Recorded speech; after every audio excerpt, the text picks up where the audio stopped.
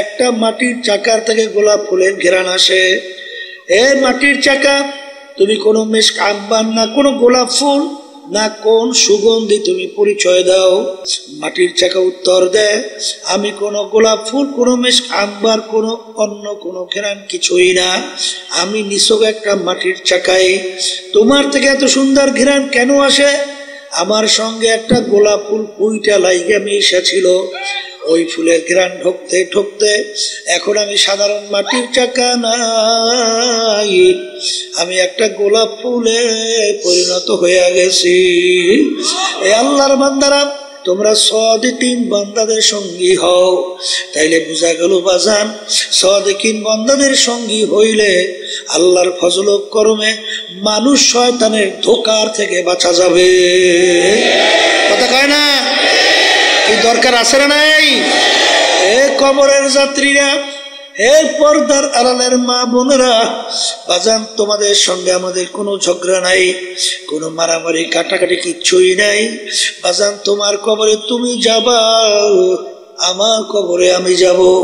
তোমার কবরের প্রশ্নের উত্তর তুমি দিবা, আমার কবরের প্রশ্নের উত্তর আমি দেব।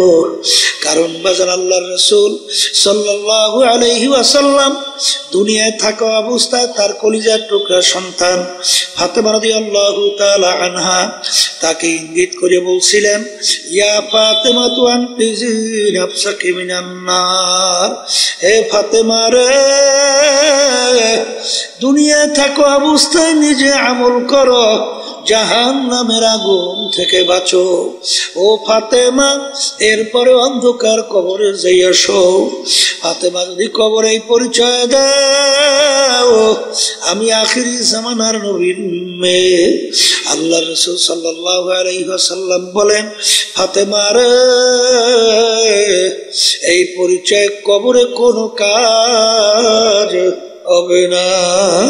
আল্লাহ রাব্বুল আলামিনের দুইটা সিফাত আমরা বলি না, আর রহমান আর রহিম। কথা কয় না?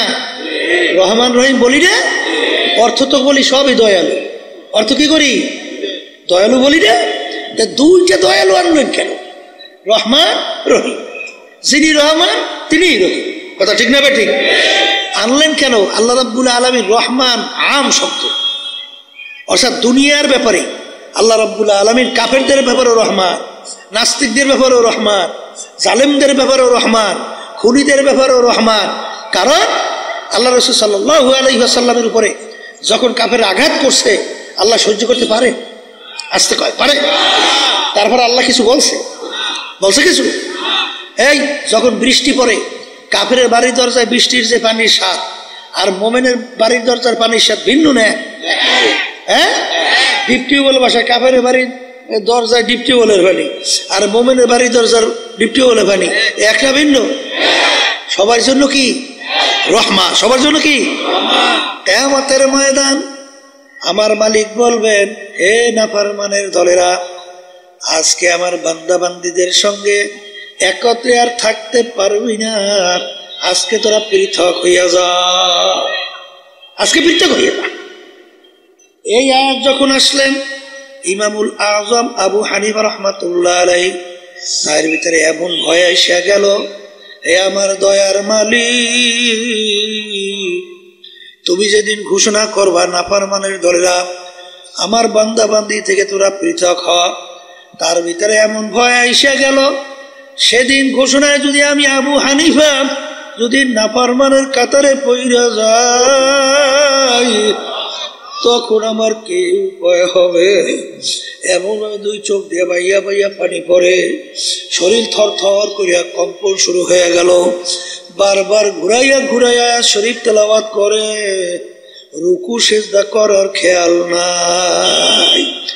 এই ইমামুল আজম আবু হানিফা রাহমাতুল্লাহ আলাইহি, যার ইতিহাস পড়লে দেখবেন 40 বছর পর্যন্ত এশার ওযু দিয়া ফজরের নামাজ আদায় করছে।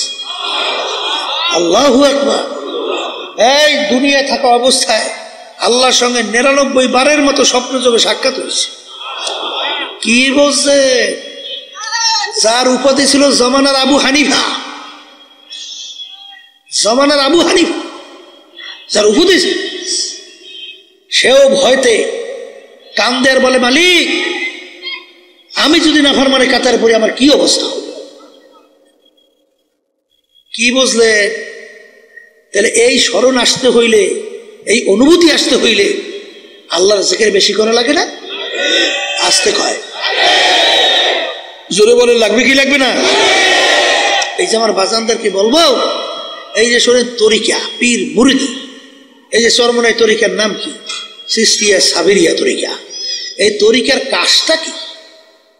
এই তরিকার 5টা ঔষধ তরিকার পুরুষদের জন্য আল্লাহর কুতুবেরা দিয়ে দেখছে না? কথা কয় না? আর মহিলাদের জন্য 2 ঔষধ দিছে না? কেন দিছে? নেকের পাল্লা ভারী করার জন্যে। আসতে কয়, কির পাল্লা ভারী আর গুনার পাল্লা হালকা করার জন্য। একটু পরীক্ষা করে দেখেন, যারা আল্লাহর কুতুবদের এই পরামর্শ মানছে, দিনের দিন তাদের নেকের পাল্লা বাড়াবার চিন্তা তাদের ভিতরে আসে। এই কথা কথা আমি ভুল বলছি? আর দেখবেন যারা নাকি সহি তরিকার সাথে জড়াইয়া থাকে না, এই আল্লাহর ওলিদের মুরব্বীদের কথা শোনে না, দেখবেন গুনার থেকে ফেরতেও কি পারে, চোখেও পানি দেখা যায় না, চোখেও পানি দেখা যায় না। গুনার থেকে ফিরিয়া নেক কাজ বাড়াবার প্রক্রিয়া আগ্রহ দেখা যায় না। এই জন্য আমার ভাইদেরকে বলবো, নেকের পাল্লা কি করা লাগবে? বলেন, ভারী করা লাগবে। কি করা লাগবে? গুনার পাল্লা হালকা হওয়া লাগবে। কথা ঠিক না? ঠিক। এখন নেকের পাল্লা ভারী করতে হইলে এই কি কি কাজ করা লাগবে? বলে আল্লাহর হুকুম নবীর তরিকা অনুযায়ী চলা লাগবে। আস্তে কর, আল্লাহর হুকুম ফরজ মানা লাগবে, আল্লাহর হুকুম ওয়াজিব কি করা লাগবে? মানা লাগবে। সুন্নাতে মুআক্কাদা কি করা লাগবে? মানা লাগবে। এই হারাম থেকে বাঁচা লাগবে। বলেন, হারাম থেকে বাঁচা, মাকরুহ তাহরিমা থেকে বাঁচা লাগবে। এমনকি আল্লাহর ওলিরা মাকরুহ তানজির থেকেও বাঁচে থাকবে। কথা ঠিক কিনা? এখন আপনি নেকের কাজ বাড়াইবেন, ফরজ ওয়াজিব সুন্নাত আমল করবেন, এই হারাম তারপর কি মাকরুহ তাহরিমা এর থেকে আপনি বাঁচবেন। এই বাঁচতে হইলেই এই নফস এবং শয়তানকে আগে দমন করতে হবে। কথা হয় না? কারা দমন করা লাগবে? নফস শয়তান ও মানুষ শয়তান থেকে বাঁচা লাগবে। এই মানুষ শয়তান কারা? বলে আপনার স্ত্রী হইতে পারে, বলেন, আবার স্ত্রীদের স্বামীরা হইতে পারে, আবার আপনার সন্তানরাও হতে পারে, আপনার দল আপনার দলের নেতা নেত্রীও হতে পারে, আপনার বন্ধু বান্ধব হইতে পারে। বলে হুজুর কেমনে? এক কথায় বুঝবেন যে আপনাকে গুনার ব্যাপারে উদ্বুদ্ধ করে, সে যে হোক, সে হলো মানুষ শয়তান। আবার বলে, সে যে হোক, এক পদের স্ত্রীরা ঘরে আসে না, টেলিভিশন ঘরে না আনলে তোমার ঘরে থাকবই না, এইটা যদিও স্ত্রীরা মানুষ শয়তান। আসতে কয়। আবার এক শ্রেণী বেটা মেয়ে রয়েছে, স্ত্রী বলে, এই কিসের নামাজ পড়ো, কিসের পর্দা পর্দা, হ্যাঁ বাদ দেগুলা এ লাগে না। বুঝবেন ওরা স্বামী হলো ওরা মানুষ শয়তান। কথা ঠিক? এই দলের নেতা নেত্রী দেখবেন মানব রচিত কুফুরি তন্ত্রমন্ত্র বাংলাদেশ চলে না? এই যে প্রচলিত গণতন্ত্র, এর প্রবক্তাকে আমেরিকার প্রাক্তন প্রেসিডেন্ট আব্রাহাম লিঙ্কন কি বলছিল? Government of the people, by the people, for the people. এক কথায় বুঝাতে চায় সমস্ত ক্ষমতার মালিক জনগণ। এই কথা কেউ যাই না শুই না যদি বিশ্বাস করে, বলেন তো ইমান থাকবে? হ্যাঁ, আমরা কি বলছি? বাইদা আল্লাহ, ফরদা আল্লাহ, অবদা আল্লাহ, সমস্ত ক্ষমতার মালিক একমাত্র আমার আল্লাহ। কি কথা বলে না? এখন দেখবেন দলের নেতা নেত্রী, এই যেই দল অনেকে আমার বাজানরা পর্দালে মা বোনরা এই জড়াইয়া রয়েছে, তারা তো বলে এই প্রচলিত সমস্ত ক্ষমতার মালিক জনগণ, এইটা বাস্তবায়নের জন্য চেষ্টা করি, এইটা তুমি সহযোগিতা করো। তখন বুঝবেন তোমাকে যদি এই হুকুম করে, ও যে হোক ও মানুষ শয়তান। কথা কয় না? ও কি শয়তান? হ্যাঁ, ও মানুষ শয়তান। এক কথায় যে গুনার ব্যাপারে কি করে? উদ্বুদ্ধ করে। কি করে? সে যে হোক কি মানুষ শয়তান। কিন্তু আল্লাহর জিকিরে যায় না, নামাজে যায় না, এই তাসবিহ নিয়ে জিকির করলে দান সদকা করলে যায় না। মানুষ শয়তান থেকে বাঁচার জন্য সবচেয়ে বড় উপায় হলো সাদিকিন বান্দাদের সঙ্গে হইয়া যাওয়া লাগবে। কাদের সঙ্গী? আবার বলেন, এই সাদিকিন বান্দাদের যখন সঙ্গী হবে তখন কি হবে? সোহবতে সালেহ তোরা সালেহ কুনাদ, সোহবতে তালেহ তোরা তালেহ কুনাদ, সোহবতে তালেহ তোরা তালেহ কুনাদ, সোহবতে সালেহ তোরা সালেহ কুনাদ, সোহবতে তালেহ তোরা তালেহ কুনাদ। এক জামানা সোহবতে বা আউলিয়া বেহতর সদ সাল তাআত বেরিয়া গেলে খুশবু এদার হাম্মামে রোজে রসিদাস্তে মাহবুবে বাদস্তা। বাজান, একটা মাটির চাকার থেকে গোলাপ ফুলের ঘেরান আসে। এ মাটির চাকা, তুমি কোনো মেশক আম্বার না কোনো গোলাপ ফুল না কোন সুগন্ধি তুমি পরিচয় দাও। গোলাপ ফুল মাটির চাকা উত্তর দেয়, আমি কোনো গোলাপ ফুল, কোনো মেশক আম্বার, কোনো অন্য কোনো ঘেরান কিছুই না, আমি নিছক একটা মাটির চাকাই। তোমার থেকে এত সুন্দর ঘেরান কেন আসে? আমার সঙ্গে একটা গোলাপ ফুল পুইটা লাইগা মিশেছিল। ওই ফুলের ঘ্রাণ ঢুকতে ঢুকতে এখন আমি সাধারণ মাটির চাকা নাই, আমি একটা গোলাপ ফুলে পরিণত হয়ে গেছি। এই আল্লাহর বান্দারা, তোমরা সাদিকিন বান্দাদের সঙ্গী হও। তাইলে বোঝা গেল বাজান, সাদিকিন বান্দাদের সঙ্গী হইলে আল্লাহর ফজল ও করমে মানুষ শয়তানের ধোঁকার থেকে বাঁচা যাবে। কথা কয় না? কি দরকার আছে না নাই? এ কবরের যাত্রীরা, হে পর্দার আড়ালের মা বোনেরা, বাজান তোমাদের সঙ্গে আমাদের কোনো ঝগড়া নাই, কোনো মারামারি কাটাকাটি কিচ্ছুই নাই। বাজান, তোমার কবরে তুমি যাবা, আমার কবরে আমি যাব।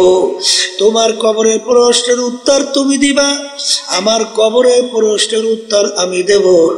কারণ বাজান, আল্লাহর রাসূল সাল্লাল্লাহু আলাইহি ওয়াসাল্লাম দুনিয়ায় থাকা অবস্থায় তার কলিজার টুকরা সন্তান ফাতেমা রাদিয়াল্লাহু তাআলা আনহা তাকে ইঙ্গিত করে বলছিলেন, ইয়া ফাতেমা তু আনকিজি নাফসাকি মিনান নার। হে ফাতেমা রে, দুনিয়ায় থাকা অবস্থায় নিজে আমল করো, জাহান্নামের আগুন থেকে বাঁচো। ও ফাতেমা, এরপরে অন্ধকার কবরে যাইয়া শো। ফাতেমা যদি কবরে পরিচয় দাও, আমি আখিরি জামানার নবীর মেয়ে। আল্লাহ রাসূল সাল্লাল্লাহু আলাইহি ওয়াসাল্লাম বলেন, ফাতেমা রে, এই পরিচয় কবরে কোনো কাজ হবে না। এ কবরের যাত্রীরা, আল্লাহ রাসূল সাল্লাল্লাহু আলাইহি ওয়াসাল্লাম যদি তার মেয়ের ব্যাপারে কবরে কোনো নাজাতের গ্যারান্টি দিতে না পারে, এমন কোন পীর, এমন কোন দল, এমন কোন দলের নেতা নেত্রী কে আছে তোমাকে আমাকে কবরে নাজাত করে জান্নাতের ব্যবস্থা করতে পারবে? জোরে মুখ খুলে বলো, পারবে? যদি নাই পারে, আর দুনিয়া মাজরাতুল আখিরাহ, দুনিয়াটা হলো আখিরাতের সম্বল সম্পদ কামাই করার জায়গা। হে বড়লোক আমার বাবারা, হে ধনী আমার বাবারা, হে শিক্ষিত আমার বাবারা, সম্মানিত আমার বাবারা, হে বড় বড় অফিসার আমার বাবারা, আমার দাদাজানের কথা শুনছিলাম, আব্বাজান বলতেন, দাদাজান একজন এক কালেক্টরকে লক্ষ্য কইরা বলেন, ডিসি কে লক্ষ্য কইরা বলেন, হে কালেক্টর, হে ডিসি, তোমাদেরকে বন্দুক নিয়ে পাহারাদাররা পাহারা দেয়। ও ডিসি, তোমার কাছে জানতে চাই, আরে আমার মালিকের যে ছোট্ট মাকলুক মশা, ওই বন্দুক মশায় ভয় পায় কিনা? কলে তোমরা কি মশারি টাঙ্গাও? কলে হুজুর টাঙ্গাই তো। কেন? কলে হুজুর মশায় কামড়ায়। তখন দাদাজান বলে, কালেক্টর, আজকে তোমার সাধারণ মশা তোমার বন্ধু পাহারাদারের ভয় করে না, কিন্তু তুমি যদি বেনমাজি, হারাম কর, সুদ কর, ঘুষ কর, তুমি যদি বেরোজগাররা বেপরদায় চইলা যদি কবরে যাও, ওই কবরে 99 বিষাক্ত সাপ তোমাকে ভয় করবে, এরকম কি গ্যারান্টি আছে কালেক্টর? এই জন্য আমার বাজানদেরকে বলবো, পর্দারে মা বোনদেরকে বলবো, আল্লাহর বান্দারা, পর্দার আড়ালের মা বোনেরা, দুনিয়ার যে কোনো কাজের মধ্যে একবার নয়, যদি কেউ 5 বার উঠে যাও, আবার ওই কাজের ভিতরে চেষ্টা করলে জিতবার আশা করা যায়। কিন্তু এক কবরের যাত্রীরা কেউ যদি দুনিয়া থেকে বিদায় নিয়ে কবরে যাও বাজান, আর কেউ দুনিয়ার ভিতরে আইসা জিতবার কিন্তু আর আশা নাই। তাকশাইরু মিনহু জুলুদুল্লাযীনা ইয়াখশাউনা রাব্বাহুম সুম্মা তালিনু জুলুদুহুম ওয়া কুলুবুহুম ইলা যিকরিল্লাহ। আমার মালিক বলে, দুনিয়ার ভিতরে এমন কিছু আমার বান্দা বান্দিরা আছে, যখন তাদের সামনে আমার জাহান্নামের আলোচনা করা হয়, যখন তাদের সামনে আমার আযাব ও গজবের আলোচনা করা হয়, তখন তার শরীরের চামড়া থরথর করে কাঁপে ওঠে, তাদের কলবটা থরথর করে কাঁপে ওঠে। আল্লাহ, তখন তাদের গুনার কথা মনে পড়ে যায়। মালিক, তুমি যদি এই গুনাহ আমার মাফ না করো, আরে আমার মালিক, আরে বাজান, 1 ওয়াক্ত নামাজ পড়বে বলতে বলতে যখন অন্য ওয়াক্ত আইসা যায়, কেউ যদি ইচ্ছা কইরা 1 ওয়াক্তের নামাজ অন্য ওয়াক্তে নিয়ে কাজা কইরা পড়ে, এইরকম কেউ যদি কাজটা ইচ্ছা কইরা করে, কোরআন এবং হাদিস অনুযায়ী দুনিয়া এবং আখিরাতের সময় হিসাব করার পরে দেখা গেল 2,88,00,000 বছর জাহান্নামের আগুনে জ্বলা লাগবে। আল্লাহ, আপনি আমাকে আমাদের সবাইকে মাফ করে দিয়ে। যারা ঈমান আনছে, যারা আল্লাহকে বিশ্বাস করে, যারা পরকালকে বিশ্বাস করে, জীবন থাকতে, হুঁশ থাকতে 1 ওয়াক্ত নামাজ ছাড়তে পারবে? জোরে বলো, পারবে?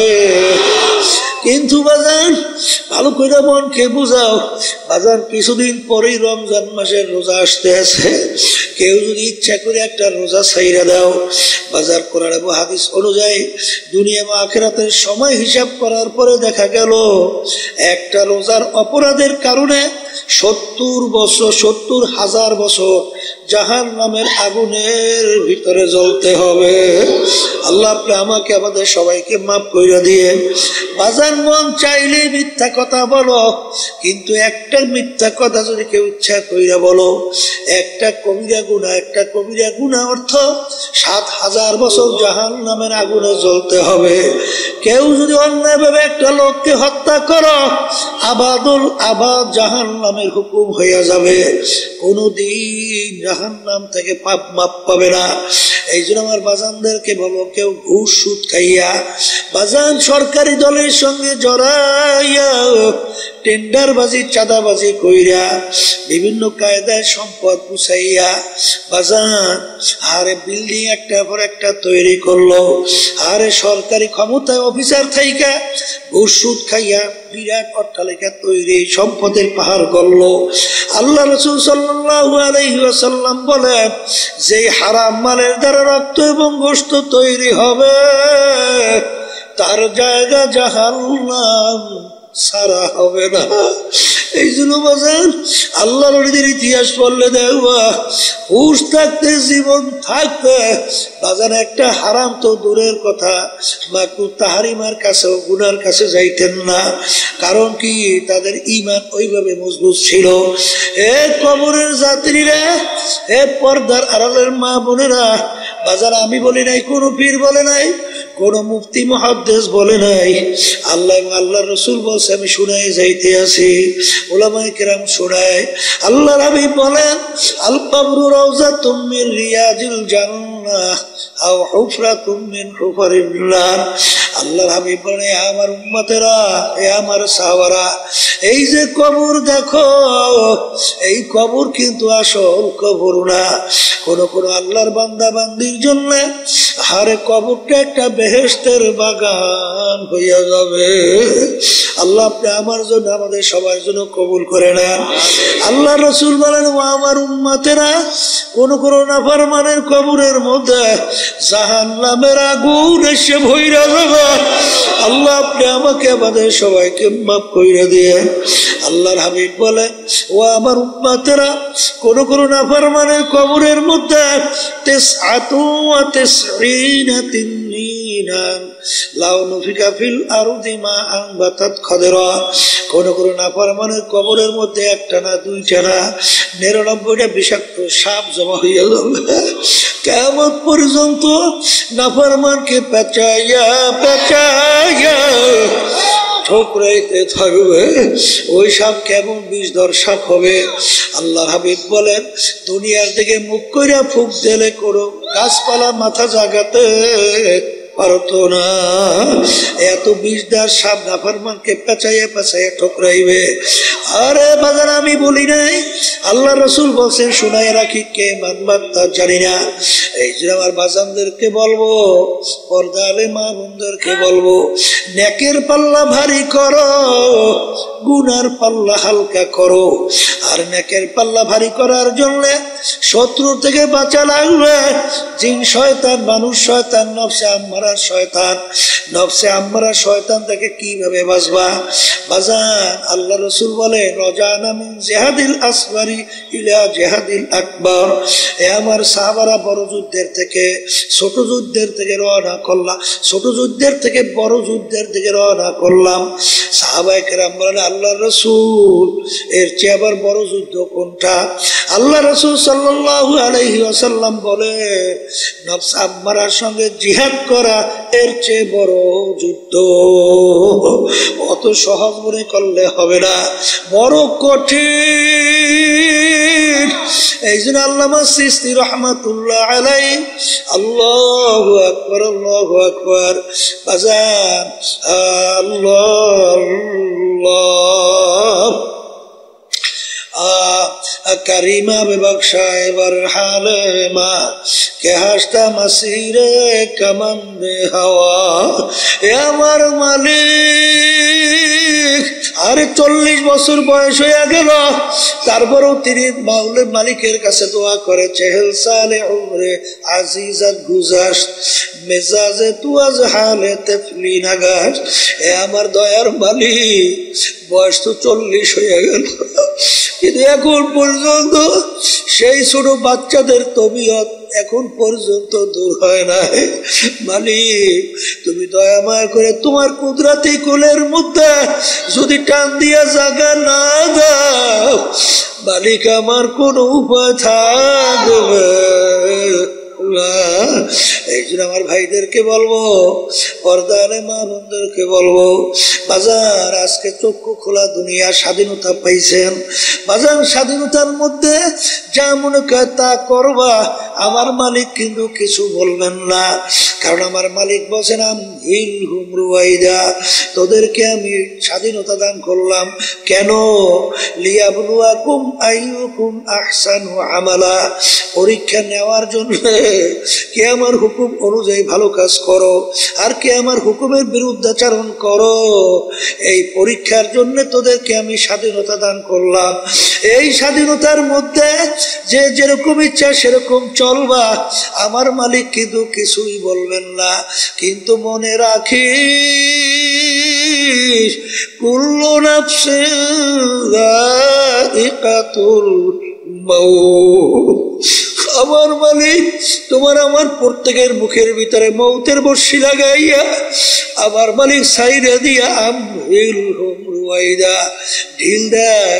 বড় মাছের মুখে যখন বর্ষিওয়ালা বর্ষি লাগায়, মাছ লাগার সঙ্গে সঙ্গে দৌড় দেয়।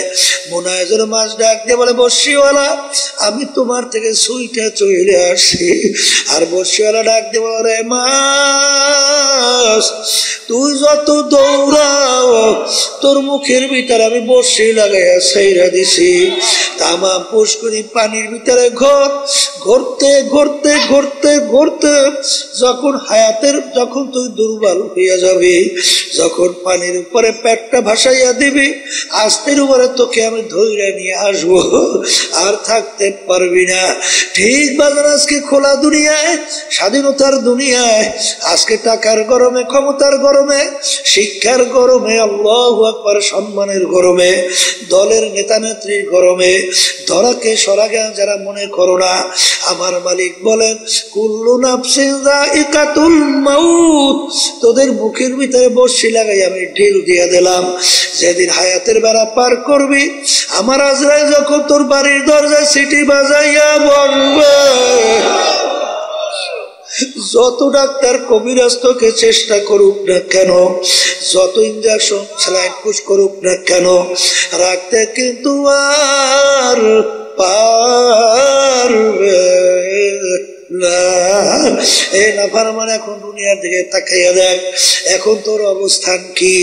সাদা 3টা কাপড় দিয়ে তোকে প্যাঁচ দেবে, মাথার ভিতরে, মাজার ভিতরে, পায়ের ভিতরে বাঁধ দিবে।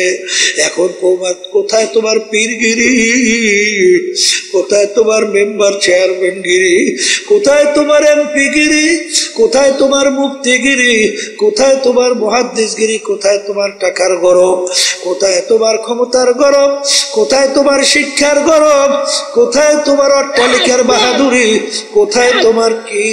এখন তাকাইয়া দেখো, মাথার বান্দা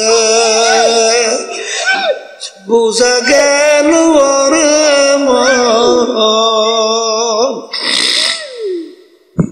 আর কোন দিন মাথা নাড়ার শক্তি নাই। বাজার বান্দা বুঝা গেল আর কোন দিন উঠে বসার শক্তি নাই। পায়ের বান্দা বুঝা গেল আর কোন দিন হেঁটে চলার শক্তি নাই। এ আমার বড় লোক বাবারা, ক্ষমতা সম্পূর্ণ আমার বাবারা, আরে তোমার কবরের তাগার চাবি কাইটে নিয়ে যায়, আরে বড়ই পাতাই না গরম পানি করে, কেউ দৌড়ায় বাঁশঝাড়ে বাঁশ কাটে, খুন্তা কুতাল নিয়ে তোমার জন্য কবর খোদে, কান্দের ভিতরে উঠাইয়া কবরের ভিতরে রাইখা ছাউনি দিয়া যার যার বাড়িতে বাতি জ্বালায়, তোমার কবরের খবর কে রাখবে? তখন নাফরমান দিক বিদিক হারাইয়া আমার মালিককে ডাকবে। আমার মালিক বলবে, নেমো খারাপ, দুনিয়ার ভিতরে তোকে স্বাধীনতা দান করছিলাম, আমার সমস্ত নেয়ামত ভোগ করে তুই বাইচা ছিলি, আমার দেওয়া ব্রেন দিয়ে তুই পড়াশোনা করলি, তারপর তুই বিভিন্ন কায়দা অফিসার হইলি, ব্যবসা বাণিজ্য কইরা টাকা পয়সা সম্পদ মালিক হইলি, অনেক কিছু চেয়ারম্যান মেম্বার গিরি করলি, এমপি গিরি করলি, সভাপতি সেক্রেটারি গিরি করলি, অনেক কিছু করলি। আমি যদি তোর মাথার ব্রেনকে বিগড়াইয়া প্রতিবন্ধী বানাইতাম, তখন তোর কোনো মূল্যই দুনিয়ায় ছিল না। এই নেয়ামত ছিল আমার দেওয়া। চক্ষু দিয়া দেখো, আর কত অন্ধ মানুষ, দুনিয়াটা কোনো মূল্য নাই। আরে বোবা, আর দুনিয়ার কোনো মূল্য নাই। তোকে আমি জবান দিলাম, আমার নেয়ামত ভোগ করলি, চক্ষু দিয়ে আমার নেয়ামত তুই দেখলি, হাত আমার নেয়ামত দেওয়া নেয়ামত দিয়া কাজ করলি, পাও আমার দেওয়া নেয়ামত পা দিয়া হাঁটলি, সমস্ত নেয়ামত ভোগ কইরা বাইসে রইলি, আমার হুকুম মানো নাই। দুনিয়া স্বাধীনতা পাইয়া যায় এরকম তুই আমাকে ভুইলা গেছিলি, এইভাবে তোকে আমি ভুইলা গেলাম। 100 বছর আমাকে ডাকবে, আর তোর ডাকে আমি সারা দিব না। এ কবরের মাটি দুই পাশ থেকে এমন ভাবে চাপ মারো, এক পাজরে হাঁটি অন্য পাজরে মিশাইয়া দাও, আমার কাছে কোনো খাতির হবে না। এই যে আমার বাজানদেরকে বলবো, পর্দা আলে মা বোনদেরকে বলবো, নেকের পাল্লা ভারী করো, গুনার পাল্লা হালকা করো। আর নেকের পাল্লা ভারী করার জন্য, গুনার পাল্লা হালকা করার জন্য শয়তান বাজার শত্রু, মানুষ শয়তান থেকে বাঁচা লাগবে, জিন শয়তান থেকে বাঁচা লাগবে, নফসে আম্মারা শয়তান থেকে বাঁচা লাগবে। আর এই বাঁচার জন্যই ঔষধ পালন করা লাগবে। আর এই ঔষধ আমাদের তরিকার 5 ঔষধ। সকাল সন্ধ্যা আল্লাহর জিকির করা লাগবে, সাপ্তাহিক তালিম হালকা জিকিরে যাওয়া লাগবে, মাসিক ইজতেমা সব গুজারাতে থাকা লাগবে।